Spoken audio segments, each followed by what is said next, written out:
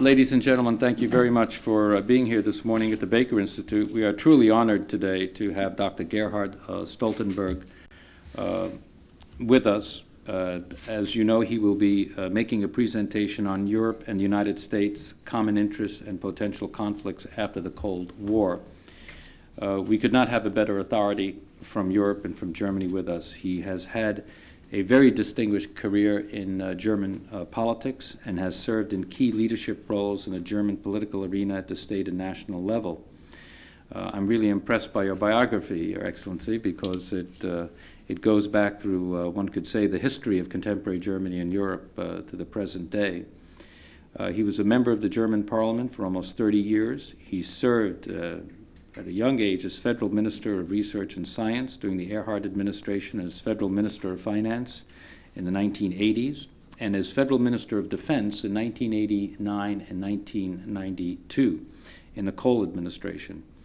It is there that Secretary Baker interacted with Minister Stoltenberg on a frequent and very important basis. And in Secretary Baker's book, his memoirs, he singles out Dr. Stoltenberg as one of the individuals in which he had a personal relationship that really helped in making those critical decisions after the Cold War on the reunification of Germany and on tackling the multitude of problems in Europe.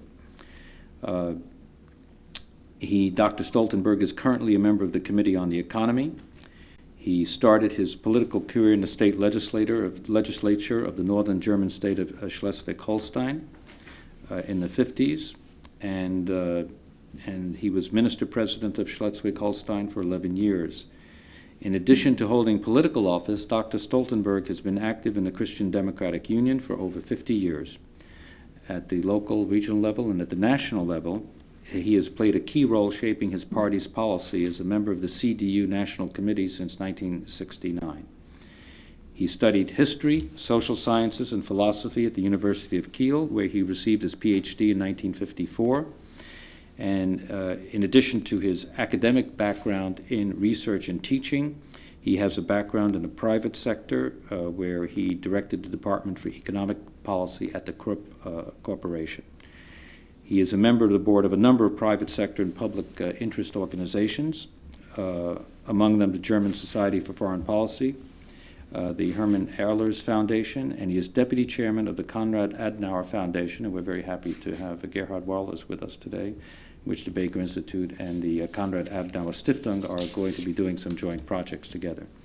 Ladies and gentlemen, join me in welcoming Dr. Gerhard Stoltenberg.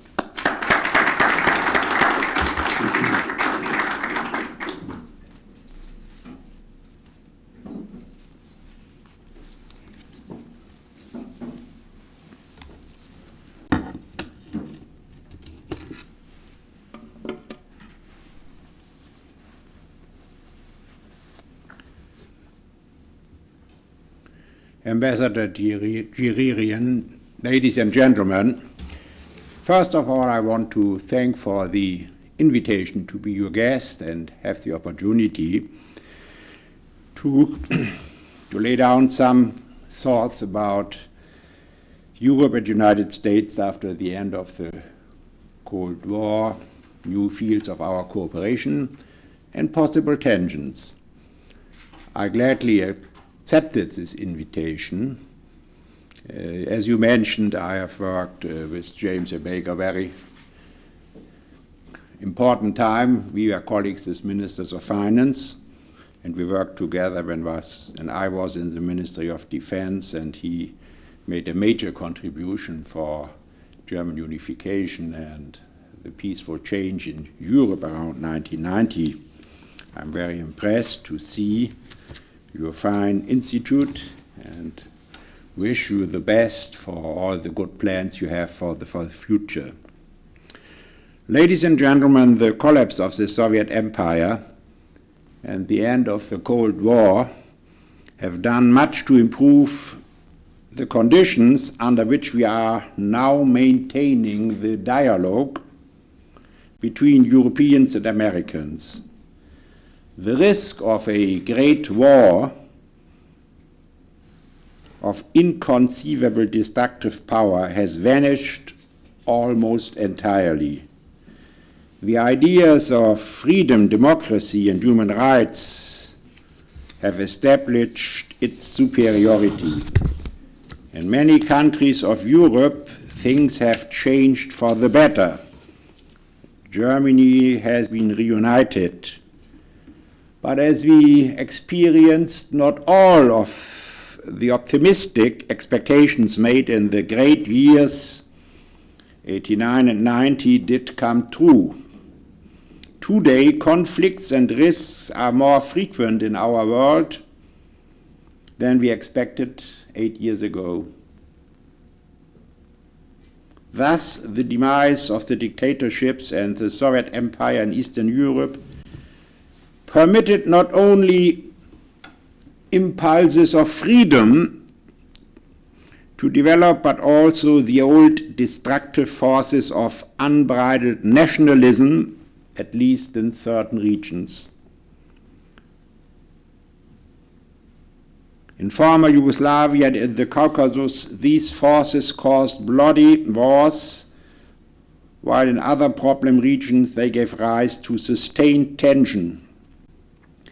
The inner conflicts of Russia and some other successor republics of the former Soviet Union remain so far unsolved.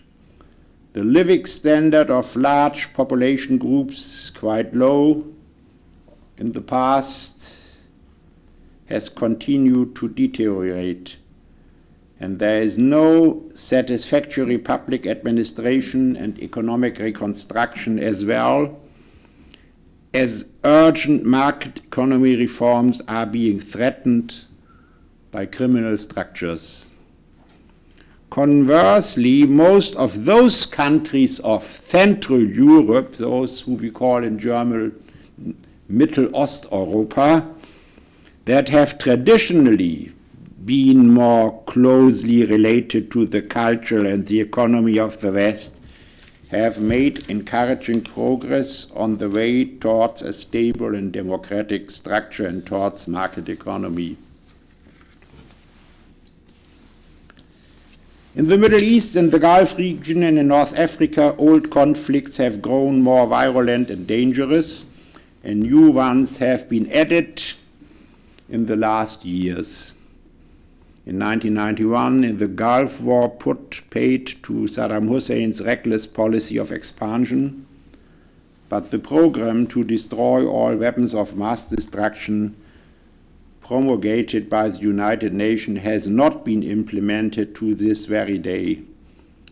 The hopeful start towards durable reconciliation between Israel and the Palestinians that was made in the Oslo Agreement threatens to get bogged down, and the situation is there deteriorating dangerously. Algeria is currently shaken by an uninterrupted flood of terrorist activity, and at the same time Egypt, as a very stable partner of our Western nations, is gradually drifting into more difficult waters. After years of notable progress, the Asian states have been hard hit by a severe crisis in the private sector of their economy especially, particularly the banking industry.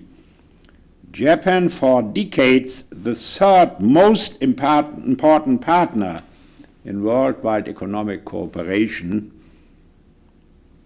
next to the United States and Western Europe, has for a number of years now battling with quite considerable difficulties trying to solve structural problems of its financial institutions and to cope with chronically weak growth rates. Globalization, a much quoted term, has come to symbolize increasingly profound worldwide interdependence, reaching far beyond the field of economy. Thus, we are all immediately confronted with the enormous problems associated with the steady growth of world population, the scarcity of resources in certain sensitive areas, like the supply of drinking water, and super-regional ecological risks. While it is true that a number of developing and newly industrializing countries in Asia and Latin America have made remarkable, satisfactory progress politically and economically, income gaps in the third and fourth world have been widening again since a long time, giving rise to new social and political tensions. And a particularly striking case in point is the rise of aggressive fundamentalism in certain parts of Europe and in certain parts of the world, the Islamic world especially. There is no way of controlling these immense problems unless it is by very close and efficient cooperation between Western industrialized states and by the widening integration of politically stable and economically potent countries from other regions in this process of expanding transatlantic cooperation. While these are not all of the major challenges confronting the Western states in the political and economic field, I believe I have named the most important ones. Today, the transatlantic dialogue between the United States and the countries of Europe is characterized by realism rather more than it was 8 years ago. At that time, many people were hoping for a world largely free of conflict in which states as well as international organizations would follow completely new priorities. In this brief period, there were many in Western Europe, Germany included, who doubted that the Atlantic security and military alliance had any future at all. Indeed, there were not a few politicians, both inside and outside the region, who frankly talked about replacing NATO by new structures of peaceful conflict settlement, which, like the Conference of Security and Cooperation, would bring together the West and the East, Russia and Europe, North America included. And also in the United States, voices were raised in Congress, in the media, clamoring for an almost complete withdrawal of American forces from Europe, for disengagement in large areas of world politics, and for concentrating the country's strengths and resources on its domestic problems.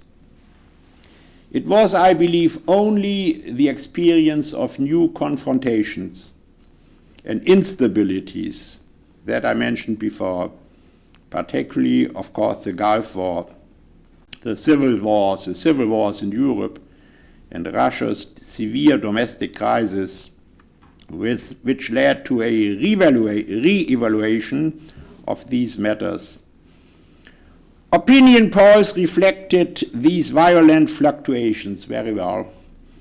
Thus, about 75% of the citizens of the Federal Republic of Germany steadfastly supported NATO and its security policy in the time of the Cold War till 1988.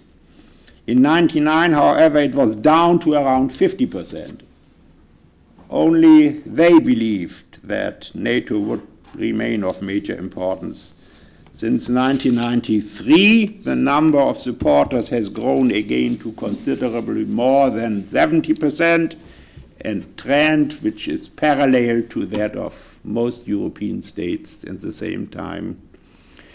As early as 1991, we at that time, the defense ministers, to redefine the political objectives and the military strategy of the alliance from the ground up, Naturally, it was considered right to reduce the strength of forces and command staff present in Europe to a considerable extent and to lower the amount provided for armament expenditures.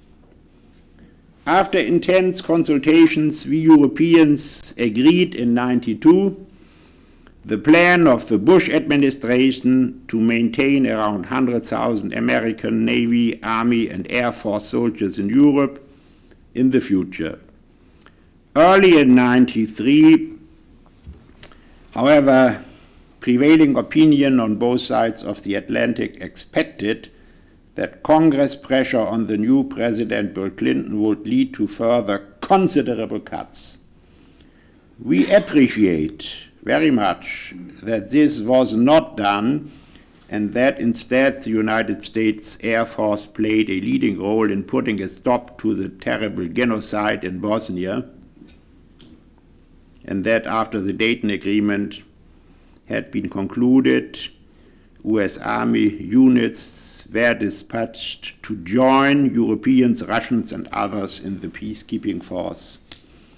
The critical question asked by many American representatives again and again is whether it would not be proper for us Europeans to assume more responsibility for regional conflicts and on our own continent. And I believe that this question and expectation is fully justified. At the same time, the presence and active participation of the United States continues to be one of the fundamental elements of security for the nations of Europe, and this has been so ever since the times of the Cold War, when your country resolutely assumed a major role in providing credible deterrence to safeguard peace. This outstanding contribution made by the American nation towards our safety has not been forgotten. The decisions taken by the Presidents Truman and Eisenhower, together with the heads of states and government of the Western European nations to establish and develop NATO, marked the beginning of one of the great success stories of the community of nations on both sides of the Atlantic. As I said, NATO had to define its mission and its instrument afresh after 1990. As yet, this process is not fully complete. At the same time, other foreign and security policy conventions and systems have been gaining in importance. Thus, the European Economic Community, originally founded by 6 states, has developed into a European Union of 15 member states and considerable greater authority. To be sure, the goal of establishing institutional safeguards for its joint foreign and security policy has not been fully achieved so far. That's not a very happy situation, but that's the real situation. There are a number of members of the European Union who insist on the continued application of the principle of unanimity in these important areas, so reserving for themselves the possibility of displaying their national sovereignty when it comes to the very hardcore issues, improvements in coordination notwithstanding. Thus is it that the European Union today speaks with one voice most times, but not always, and not for all political issues, which irritates our North American partners from time to time. We have seen it happening now again in these dramatic weeks of the Iraqi crisis. Of the 2 EU states that are permanent members of the United States Security Council, Great Britain stood firm on the side with the United States from the very beginning, while France started out by emphasizing some views of its own. We in Europe have had to learn it since long time to live with certain divergences. More than 3 decades ago, President de Gaulle removed the French armed forces from the integrated structure of NATO. And some of the elder generation still remember what a terrible shock was it at that time. And there were many who feared that this might harm the alliance permanently and severely. But we found new solutions, and in the meantime, France's ties to the military organization of the alliance were gradually strengthened again. So, for instance, France returned to the integrated air defense system structure in the early 80s without much publicity, very silent. This is one very interesting experience in a not very satisfactory general situation. Ladies and gentlemen, NATO has always been more than a military alliance, pure and simple. 30 years ago, based on the so-called Armel report, it developed a twin-track strategy combining the maintenance of consequent, consistent, and credible military deterrence with the enhancement of the political dialogue with the Soviet Union and its dependent states. And in the period that followed, this concept proved extraordinarily successful. It did much to help with the erosion of the communist ideology and communist government in the Soviet Empire. And today, it provides the framework for intense and fruitful consultations about policies to be followed vis-à-vis Russia and other states in Eastern Europe and the Middle East. And one of the results of this debate between us has been the decision to extend the alliance to include certain countries in the East. Even in the next century, I believe, therefore, Atlantic cooperation will have an outstanding role to play in areas beyond the realm of security policy, including crisis management, conflict solution, a commitment to peaceful and progressive structures among a worldwide community of nations. Among global international institutions, we, Europeans and Americans, are cooperating very close together within the United Nations, the International Monetary Fund, the World Trade Organization, the World Bank, and others. Needless to say, the United States as well as the European Union member states belong separately to other regional organizations as well. The US being committed mainly to the American Pacific area and NAFTA, while we are committed to those states of Eastern Europe and North Africa that are more closely associated with us. Having achieved a basis of shared objectives and proven partnership, we must learn to live with limited differences of opinion about specific issues. This can be done by making sure that we arrive at the same conclusions in the key questions of our common future, and that we understand when there are differences, the motives of the other partners.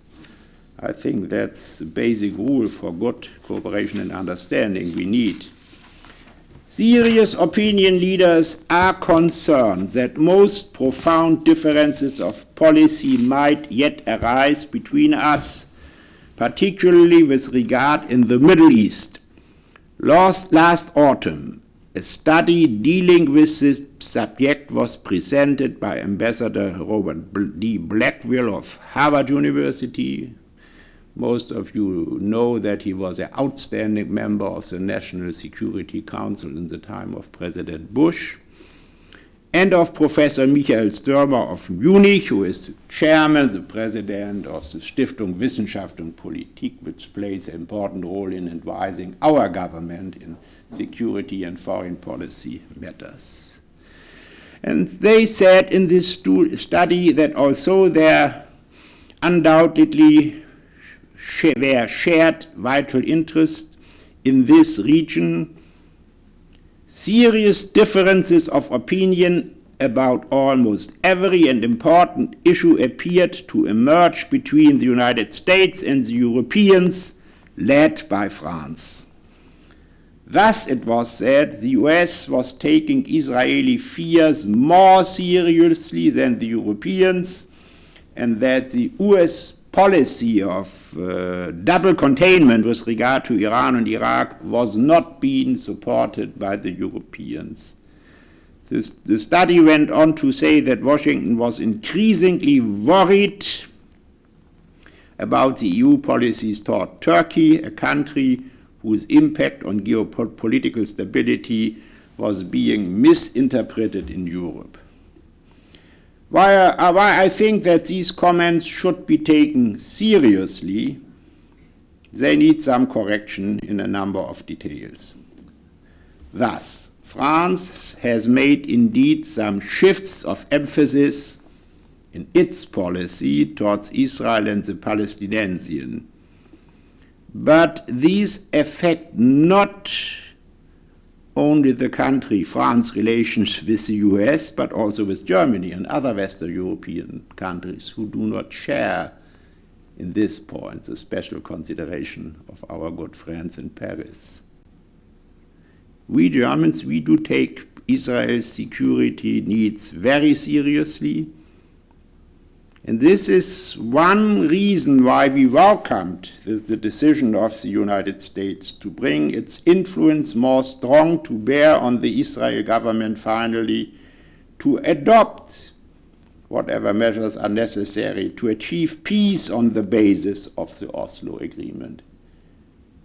We believe that a complete breakdown of these Oslo negotiations is a greater danger for Israel's security than going ahead with the negotiations. And I think we are very close to the position of your administration.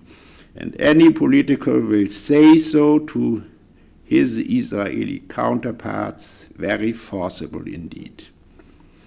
We agree on the negative, basically dangerous elements in Iran's policy.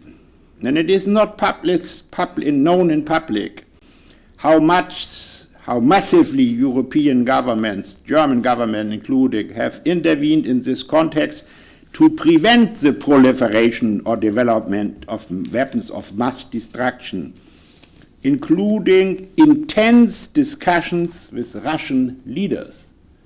And not all these discussions were led in public, and it is not always necessary that they are led in public. Terrorist activities traceable to Iran have met with strict punishment in our courts of law. Nevertheless, we believe that there are moderate forces developing in Tehran with whom meaningful dialogue might be conducted, and last year's presidential election have underlined or confirmed this assessment of the situation. So there is a margin of debate between us, but not confrontation, I think, when we see the issue of Iran. Our partners in the United States must understand that Turkey does not meet the requirements of European Union membership, and not only with regard to human rights and minority policies. Unlike NAFTA, the European Union is not a free trade area, but a strong confederation of states holding considerable authority in its own right. And membership in the EU is predicated on a certain amount of convergence, for it entails unhindered freedom of movement for all citizens of all member states. In the case of Turkey, it cannot possibly be implemented within the foreseeable future. We don't have convergence in all relevant areas now with Turkey. just as the United States would now never consider granting complete freedom of movement within the United States to the citizens of Mexico. I think this is true for a very, very long time in future. And so there should be better understanding for the reasons why we say we cannot do it, what is expected. There are other initiatives which we have mounted to strengthen our partnership with Turkey, particularly also in the creation of a customs union. The eastern extension of both EU and NATO confronts us with a number of complex issues. There are no less than 10 countries desiring membership in the alliance, and even today more than 15 states, including some Caucasian countries, are proclaiming their interest in EU membership. There are very good reasons why we agreed to restrict the extension of the NATO alliance to no more than 3 states: Poland, Hungary, and Czechia. And similarly, the European Union cannot possibly expand as far as many wish. The weight of differences in economic and social conditions, political structures, and orientations is simply too great. This is why it is now envisaged to open negotiations about accessions with 5 states of Central and Eastern Europe, as well as Cyprus. I myself have some doubts about Cyprus, as long as the confrontation is there, but we will see the outcome. It's not the most important issue for us. Eastern Europe, of course, is a more important question. As far as others are concerned, we shall have to develop new forms of enhanced association for those countries which belong to Europe geographically, but cannot become members of the European Union. There is yet another item in which the above-mentioned Blackwell-Sturmer study needs to be taken seriously. It is a fact that the European states are falling behind the US with regard to their military capabilities.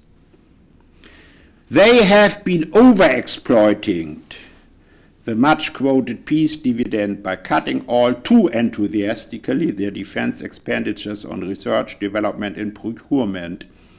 And we need some correction. We need some correction to avoid what is called now disconnection. That's a new word in this discussion by experts. To avoid disconnection, losing touch in the era of modern renaissance and weapon system.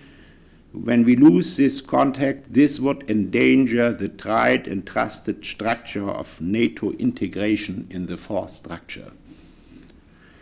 Intense dialogue is needed across the Atlantic, and particularly between our parliaments, to determine the future role of the United Nations. Much justified criticism has been leveled at this organization, and particularly some of its major subordinate organizations, for the very unfavorable relationship between the bloated administrative expenditures and the efficiency of their programs. And in the future, we shall have to apply more pressure energetically to achieve better economic and streamlined organizational structures. But it is also true that certain tentative successes have already been achieved in the last years. On the other hand, the attitude adopted by the American Congress for a number of years of withholding a major portion of the dues which the United States is obliged to pay the United Nations is not a reasonable instrument. It's not a good way. Despite all the criticism, it is still obvious that the United Nations has been playing an increasingly important role in several very important areas, including, for instance, peacekeeping and peace enforcing, military missions such as in Bosnia, new initiatives toward supranational environmental protection, projects ranging from the preservation of tropical rainforests to the reduction of CO2 emissions, and finally disaster relief projects. In the last few decades, close transatlantic cooperation in the wide field of foreign and security policy has been increasingly enhanced by issues of global economic policy. Once again, the foundations of this cooperation were laid as early as in the closing stages of the Second World War and the years that followed immediately afterwards. America and Great Britain took the leadership in formulating the concept on which the establishment of the so-called Bretton Woods institutions was based, the Monetary Fund, the World Bank, and then the General Agreement on Tariffs and Trade, GATT, and the OECD. After some critical years caused by the price dictates of the OPEC cartels in the 70s and after the failure of the system of fixed exchange rates, increasingly loud calls for better coordination in the economic policy were heard. Thus it was that World Economic Summits were called by the big industrialized nations, and close cooperations, especially among the finance ministers and central bankers of the G7 states, was instituted. In the retrospect, the gradual abolition of trade barriers appears outstandingly important, starting with the Kennedy round in the early 60s and so far ending with the Uruguay agreements of 1992, which ultimately led to the establishment of the World Trade Organizations now 5 years ago. Once again, the pace in this development of historic dimensions was set by our cooperation, United States, Canada, and the states of Western Europe. As agreements about increasingly open markets were signed, developments in this regard paralleled the swift evolution of modern transport and information techniques, as well as the enormous expansion of the service sector and the financial markets. In the agreement of 1993, 124 states undertook or committed themselves by binding treaties to lower their custom duties on industrial goods by yet another considerable margin, to reduce custom duties on agricultural products by not quite the same extent, and to open the service markets. And the newly established World Trade Organization was the first institution in this field to have its own legal competencies and to be effectively equipped to review the trade policy of all member nations and settle conflicts once and for all, binding arbitration. Although these new rules were jointly laid down by all those who were involved, there has recently been some tension about their application. Thus, Europeans and Americans have been jointly criticizing the fact that also some progress has been made in Japan. Foreign suppliers are still being discriminated against in certain areas, indirect ways. In particular, this applies to the so-called Kairetsu system, a close association of production and trading companies, leaving no comparable opportunities to outsiders. Similarly, it applies to the close and intricate connections between government authorities on one hand and the Japanese banks and insurance corporations on the other. A very secret structure, which in the last time came in the highlights when the Japanese prosecutors, in a dramatic gesture, went to the finance ministry and took some people in jail. So this is a effect. This shows that some things are moving in the right direction now. Gradually, more and more Japanese are beginning to see that these cartel-like structures represent one of the most important causes for the crisis currently affecting their country.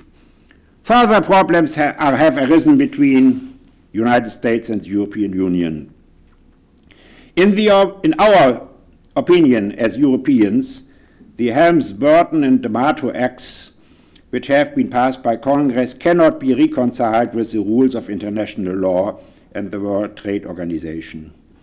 Among other issues, the Helms-Burton Act relates to business relations with nationalized enterprises resident in Cuba that were formerly, 50 years ago, privately owned by Cubans who later immigrated to the US. The Act penalizes any corporations resident in third countries which enter into business relations or implement joint projects with such enterprises.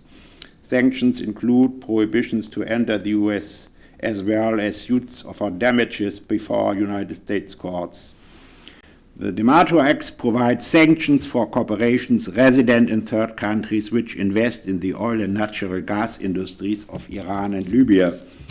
A tentative solution was achieved when the United States administration agreed to suspend legal remedies under the Helms-Burton Act for the time being. This is not very satisfactory, but the European Union has laid itself open to some criticism.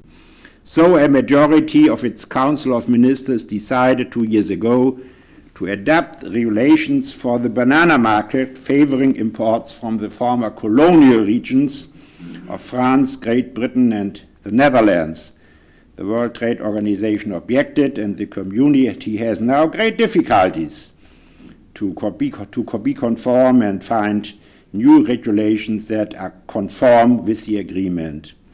We must, sinners on both sides, be very keen that those sectoral controversies do not lead to escalating mutual retribution measures.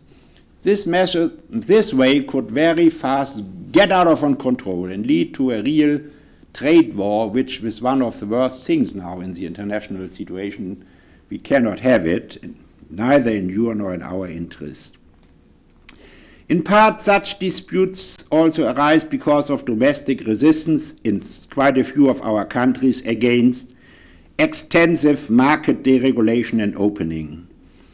One particularly striking manifestation has been in recent the refusal by a majority of congressmen to renew President Clinton's mandate to pursue what is called the fast-track process in yet another round of talks on the liberalization of trade. At first glance, this may appear astonishing because the labor market, as well as nearly all relevant sectors of united economy, have been doing very well indeed ever since 1991.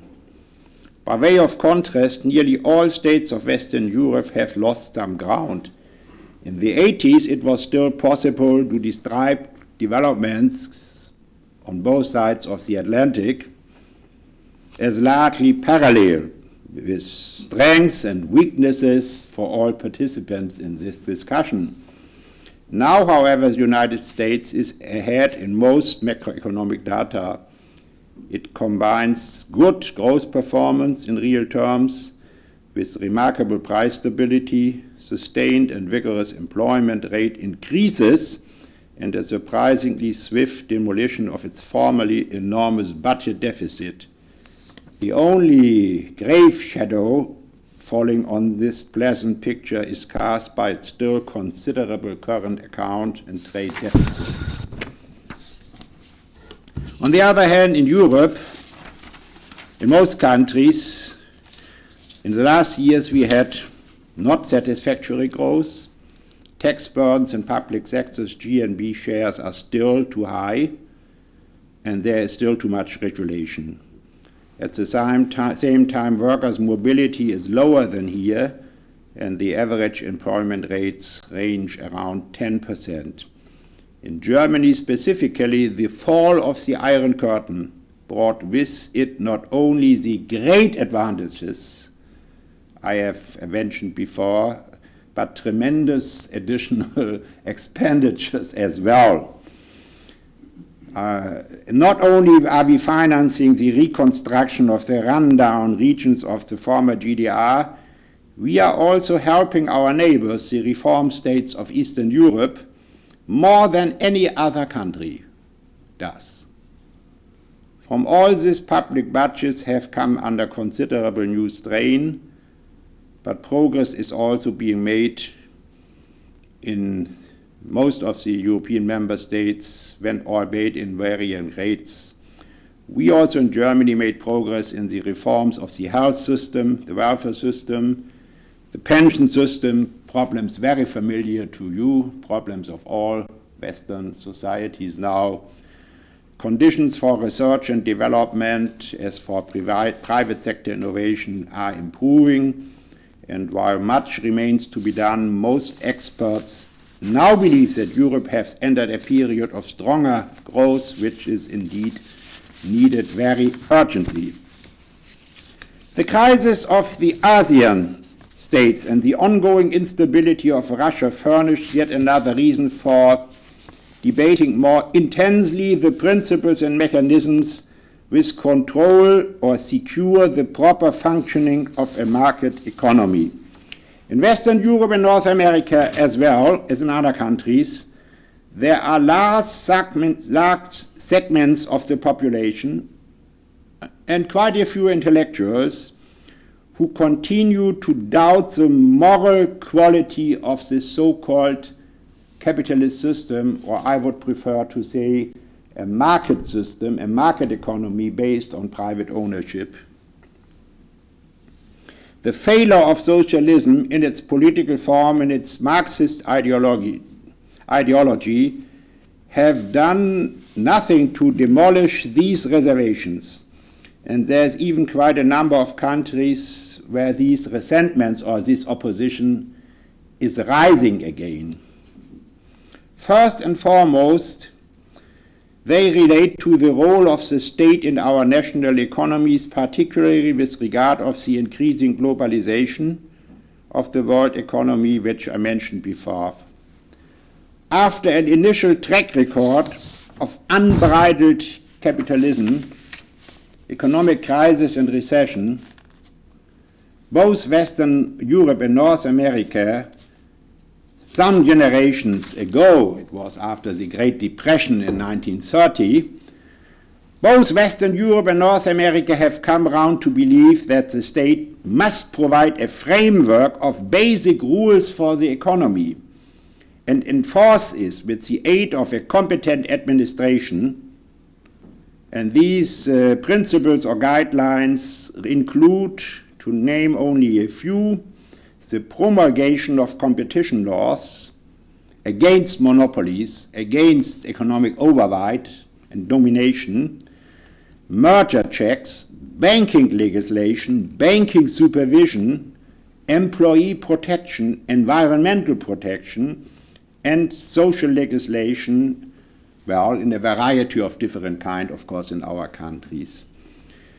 This is very important. The crisis currently affecting Southeast Asia was caused mainly by the lack of such effective order frameworks, regulating competition, transparency, in the case of the banking industry, adequate provision against risk.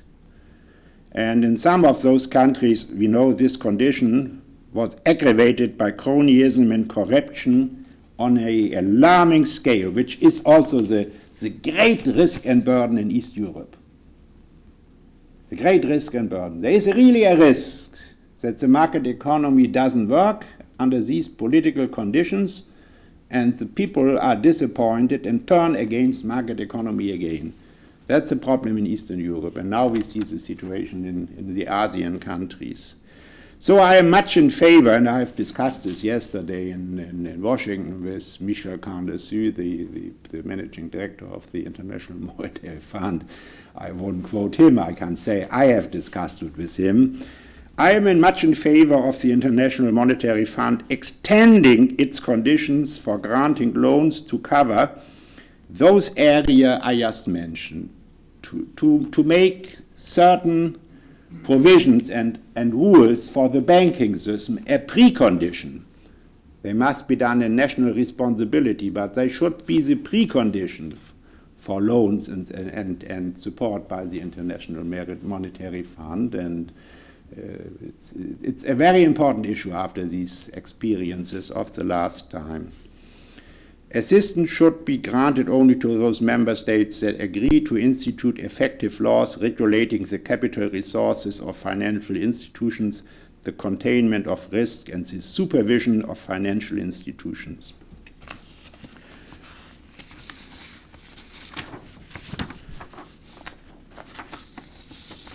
So, cooperation among the G7 governments, and particularly among the ministers of finance and central banks, will also in future be important. Methods will change, but we need this way of cooperation in a very flexible and effective way, and bringing our common positions then in the broader international organizations in good partnership, the good partnership with our partners in the other countries, the threshold country, the developing countries. Our transatlantic cooperation, proven in decades of shared political and economic experience, can only continue in all the broad areas and fields I mentioned if it is firmly rooted in each of our nations. To ensure this, particularly with regard to the young generation, new impulses and methods are urgently needed. We of the elder generation have been formed by the experience of witnessing the reconstruction of Germany and Western Europe with the important contribution of the United States after the desolation of the war, and by the novelty of intense relations among enterprises, universities, research centers, banking groups, as well as among the soldiers serving in the integrated command structures and forces of NATO. For decades, exchange programs for qualified younger people, for scientists, students, professionals, future political leaders, have made an outstanding contribution. I myself made this experience when I was a student in the post-war time of 22 years. I had the chance to come to the United States for nearly half a year with one of these programs, which had a lasting and I think a very good effect on my political understanding and my political orientation. All these varied forms of personal encounters in informal networks still exist today, but I think they have been a bit weakened. And we really must talk. We must discuss one with the other how to install new energy into them. Ladies and gentlemen, the bipolar world that prevailed through decades because of the great challenges presented by the Soviet Union's expansionist policies brought us Western Europeans and Americans close together. In the multipolar world in which we find ourselves now, partnership founded on shared political ideas and cultural tradition remains an essential factor for stability and progress, for a future in peace and freedom. I think it will a remarkable quality of energy and imagination to maintain these close links without the external pressure of Cold War and confrontation with a foreign superpower. But when we come to the assessment, and I wanted to bring some arguments for this, when we come to the assessment that in a very difficult and possible dangerous world situation in the next century, this Atlantic cooperation is indispensable as a factor of stability and also shared values and principles, we should really try to come up to this great task of good partnership for the future. Thank you very much.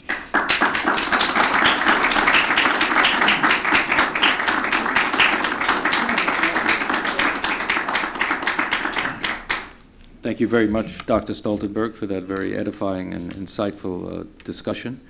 Dr. Stoltenberg will take some questions from the floor.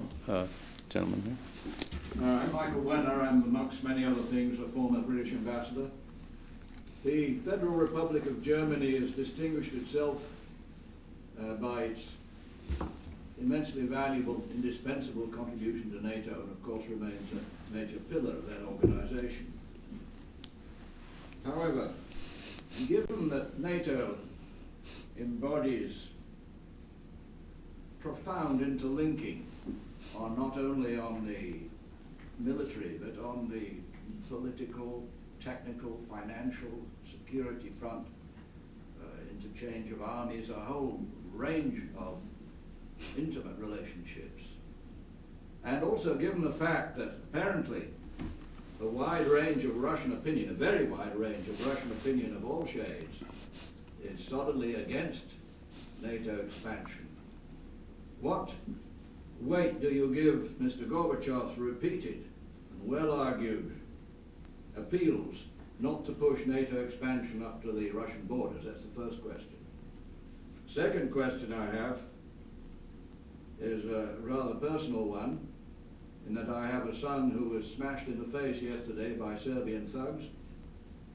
What attitude, while he was conducting a filming of the tumult, the revolts in Kosovo, what view do you take of what could we look forward to on Germany's part to controlling the situation, this tumult in Kosovo?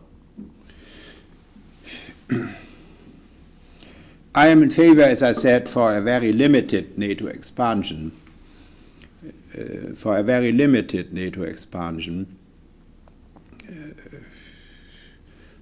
At least 10 countries in Eastern Europe would like to join NATO now, and after long discussions, our government decided that 3 will join NATO. I think there should be not a follow-up rather soon. We should have several years, a longer time of experience, because it takes years, not so much in the political but in the military sense, to integrate them. It takes a long time.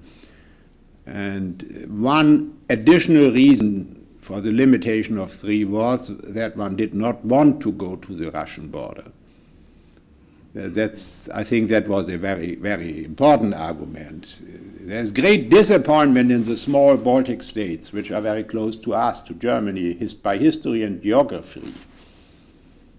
And they've developed reasonably well when you look to all these countries. Estonia is the best, but also Litauen and Letland.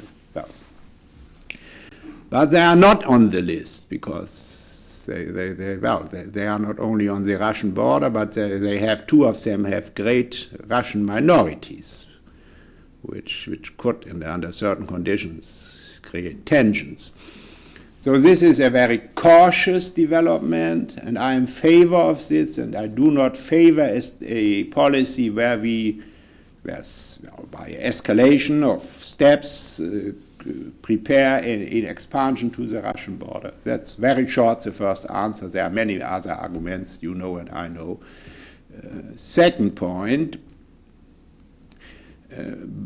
traditionally, also with constitutional arguments, Germany limited its military participation to NATO territory. This was a policy since the 50s. It was also in agreement with our allies, full agreement with our allies. And in the Gulf War, we got some criticism that we did not participate. And our officers in certain commands were not very happy when all their colleagues went and they not. But it was German policy where I decided at that time to at least to go with the minesweepers to Bahrain. So we participated also in military action, but very limited, not in fighting.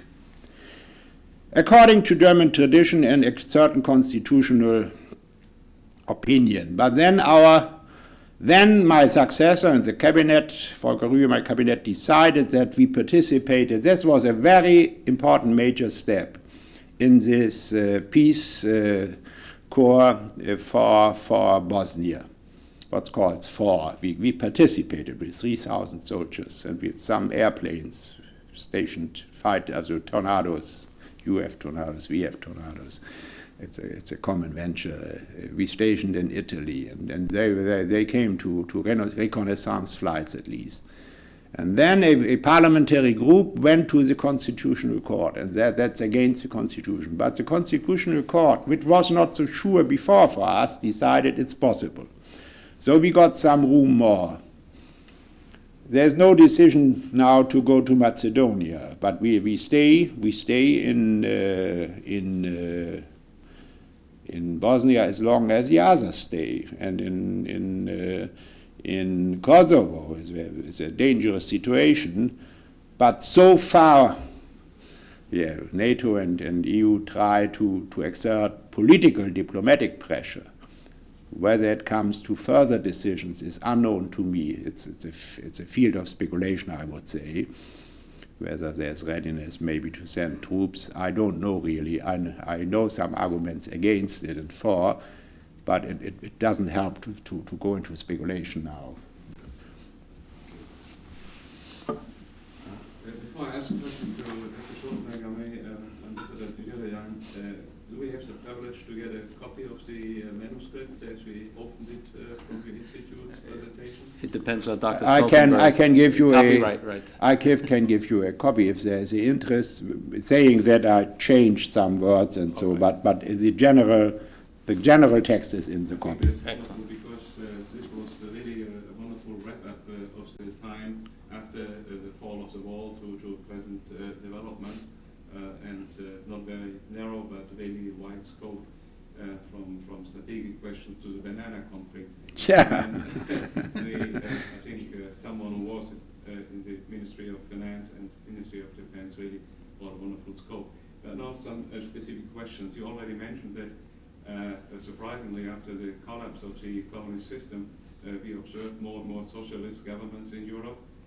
We even have Western European governments with communist ministers. And I want to turn the subject a little bit more to German policy. This year is an important year in Germany for federal elections, and you may comment or share your views with us on the platform of the Greens from last week and getting Germany out of NATO or dissolved NATO at all. Yeah, we got more socialist governments in Europe, but very different ones. The fascinating thing for me in United Kingdom is that Tony Blair, in a process over several years, not over several months, was able to move his party to the center. And before the election, he announced there will be no remarkable change in macroeconomic policy to the policy of Mrs. Thatcher and John Major. For example, he gave a guarantee in this manifesto to the electorate that they would not change the top rate in the income and business taxation, 39%, introduced by Mrs. Thatcher. We will not change it. We need this low tax rate to attract investment and for employment. And Herr Schröder, a few days after his success in Lower Saxony, 9 days ago, became what we call Kanzlerkandidat. He and Lafontaine published a manifesto for the election where they say the top rate must be 49%. And we had a great controversy about tax legislation. We decided in the Bundestag on a tax reform with a top rate of 35, and we said it could be also 39, because we need the Bundesrat, where the Social Democrats and Green have a majority, but they rejected the legislation. They can reject it. In that case, we needed them, with Schröder's vote. So you see the differences between we always have to see. We always see what I call advertisement of politicians, Werbung, and then we have to go to the issues, which is very important. And this is one example how different socialist politicians are now in Western Europe, and it will be a major point for the coalition in the coming months, of course. Of course, this success of Schröder and the way how they showed unity in the next hours after the success gave them some momentum in Germany for the time being, there is no doubt.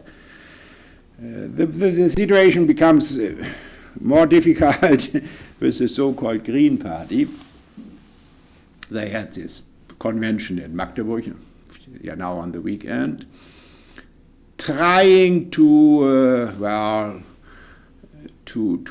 have a moderate image without disappointing their non-very moderate own membership. This was a problem for the leadership. And there were several hot issues.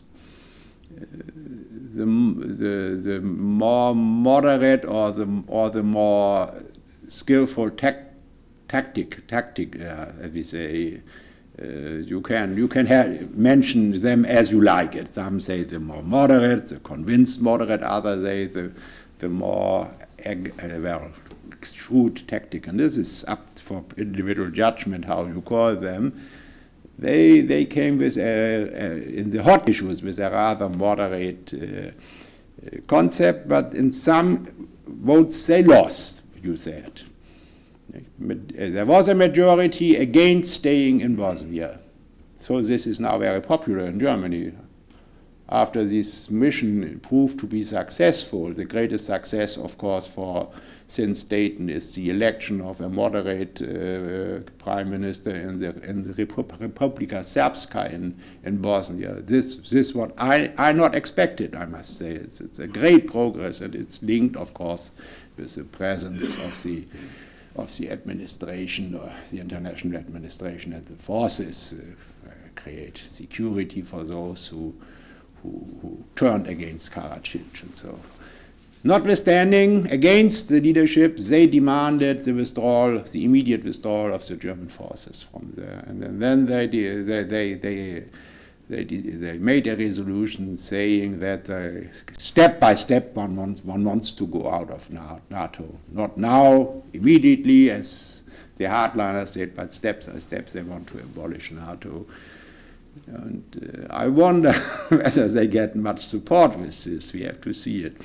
Then there are other domestic issues where they have more emotional response, but also some which are absolutely terrible. Their demand is to raise the price, the liter price for benzene to 5 Deutschmark, which is nearly 3 times now, not fully, but 2.5 times, which for the rural areas is absolutely catastrophic. When I take my own constituency in the north of Germany, where people have to travel, have to go by cars, long ways to the working place, and where the entrepreneurs have high transport costs. Now, when you set up 100%, 150%, they got bust, and people know this. And I wonder what will be their reaction. I don't know. Some are still impressed by this image of an environmental party. Maybe it will help them with all these very bad points. We will see. We will see. The outcome is uncertain.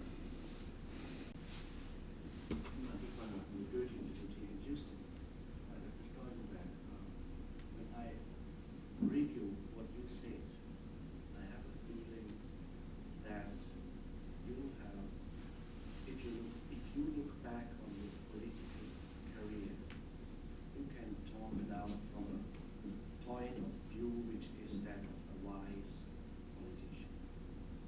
And what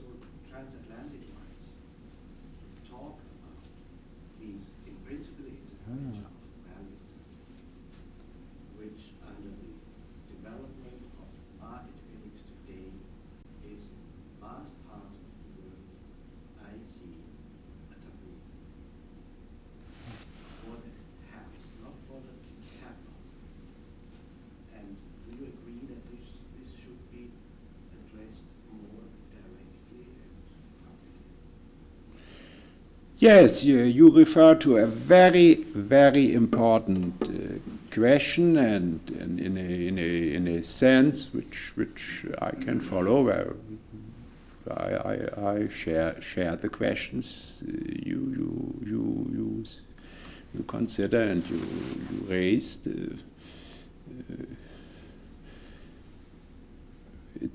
There is a great deficit in Germany, maybe not only in Germany, I would start with education, with universities and with academians and with high qualified commentators, and would include politicians, of course, also. But it's not only a work of politicians to reflect the adequate international order, the adequate international system under the auspices of market opening and what we call globalization.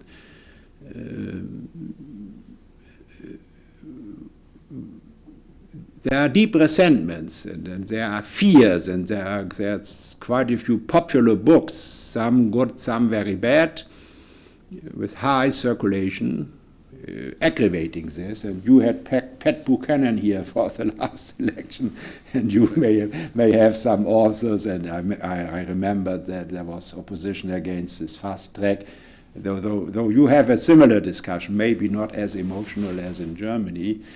I don't know. I don't know all details. The first thing is, it's very amazing when we see the Uruguay round and the outcome and the final votes. We had no controversy in the Bundestag. We had no controversy in the leading papers in Germany. It was accepted. And it has strong arguments because, of course, market opening is, I would say very short, the best chance for all these poor and developing countries. And the same people who always accuse us that we with our policy and our style of life and our aspirations neglect the poor countries, the poor people. Now some of them talk against globalization, endangering labor places in Germany and the standard of living, and they do not realize that by market opening we improve the chances for poor countries in a tremendous way, and quite a few, of course, not only since '93 but before, use these chances. I said it with a few sentences only.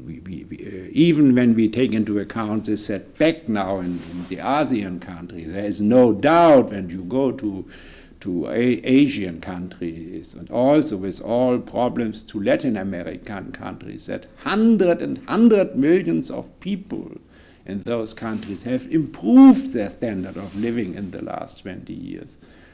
I was in India in November, after some time, after some years. The overall situation is still very depressing. The political situation is very depressing. It's nearly 1 billion people.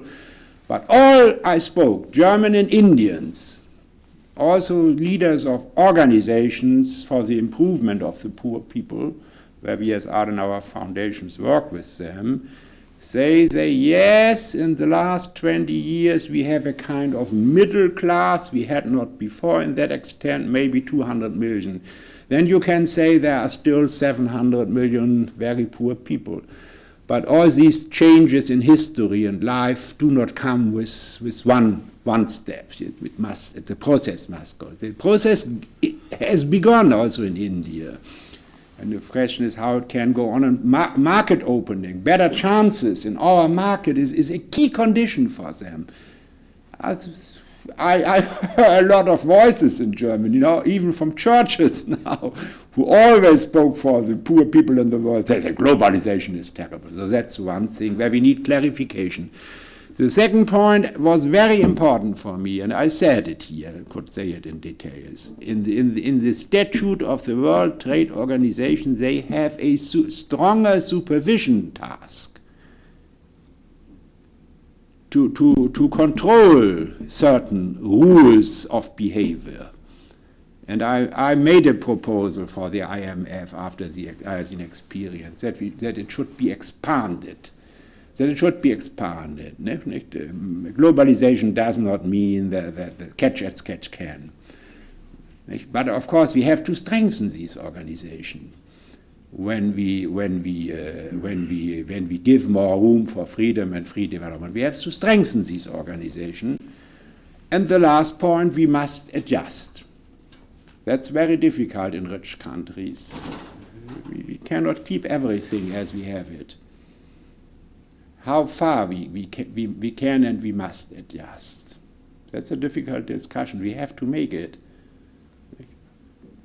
When in Germany the biggest trade union for the public workers now says we adjust by introducing the 30 hours week under the auspices of globalization, that's the wrong answer, of course. That's the absolutely wrong answer. So we need a debate about appropriate adjustment. Yes, thank you for your question. Thank you very much. The hour is short, Yeah. and we could go on. I feel that there are many more questions here, but thank you very much, Mr. Thank you. Thank you. I enjoyed it. If you can, I can give it you now. I have it with me.